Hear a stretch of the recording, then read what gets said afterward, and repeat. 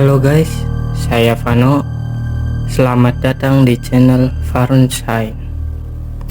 Di sini saya akan menemani malam kalian dengan cerita-cerita seram yang akan saya bawakan.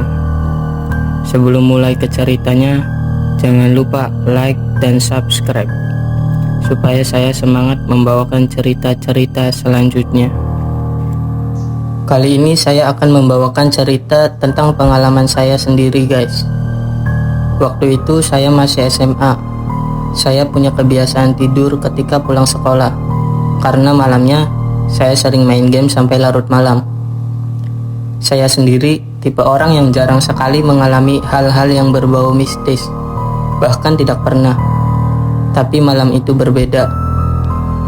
Saya bermain game sampai larut malam. Terakhir saya melihat jam menunjukkan pukul 00.37. Lalu tidak lama saya pun tertidur dengan keadaan masih bermain game. Sampai di mana tiba-tiba saya terbangun dengan keadaan setengah sadar. Oh ya, sebelumnya saya ingin memberitahu kamar saya itu kecil, ukurannya sekitar 3x3 meter.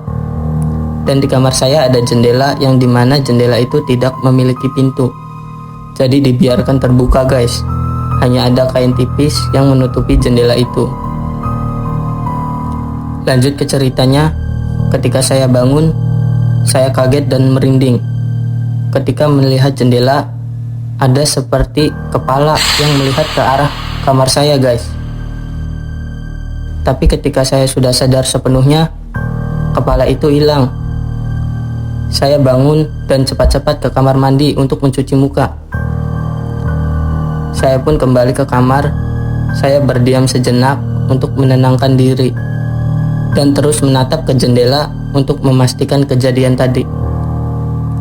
Setelah tenang, saya kembali melanjutkan tidur. Keesokan harinya, saya melakukan aktivitas seperti biasanya, berangkat ke sekolah. Dan saat jam istirahat, tiba-tiba saya ingat kejadian semalam dan memikirkannya. Tiba-tiba teman saya duduk di samping dan bertanya, "Vano, kenapa kok melamun?" "Gak apa-apa Di." "Oh iya, saya mau nanya sama kamu." "Kenapa Van?" "Kamu pernah gak sih ngalamin hal aneh saat tidur?" "Gak pernah sih Van. Emang kenapa?" "Gak apa-apa Di. Kalau mau tidur, itu jangan lupa berdoa supaya tidak terganggu sama hal-hal aneh Van. Terus kamu jangan tidur habis asar. Kata ibuku, banyak gangguan ketika habis asar." Saya pun tidak terlalu memikirkan apa yang dikatakan Ardi. Waktu itu sekolah pulang agak sore karena ada kegiatan pramuka. Ketika sampai di rumah, jam menunjukkan pukul 15.45. Saya berbaring di kasur untuk istirahat sebentar. Tapi karena kecapean, saya pun tertidur. Tiba-tiba saya terbangun dengan keadaan telinga saya berdenging sangat kencang. Saya pun sadar badan saya tidak bisa digerakkan. Saya melawan. Tapi ketika melawan, tubuh saya makin tidak bisa digerakkan. Tiba-tiba muncul sosok berbaju putih dan berambut panjang di kaki saya. Saya pun berteriak sekeras mungkin, tapi gak ada respon apapun dari orang rumah. Lalu tidak tahu kenapa, saya tertidur kembali dengan sendirinya. Dan saat bangun tidur, saya pun kaget melihat kaki saya terangkat sekitar 1 meter. Setelah sadar sepenuhnya, kaki saya pun turun dengan perlahan. Saya bangun lalu cepat-cepat menyalakan lampu, karena saat itu kamar saya gelap. Setelah menyalakan lampu, saya melihat sekitar kamar saya, tapi tidak ada apa-apa.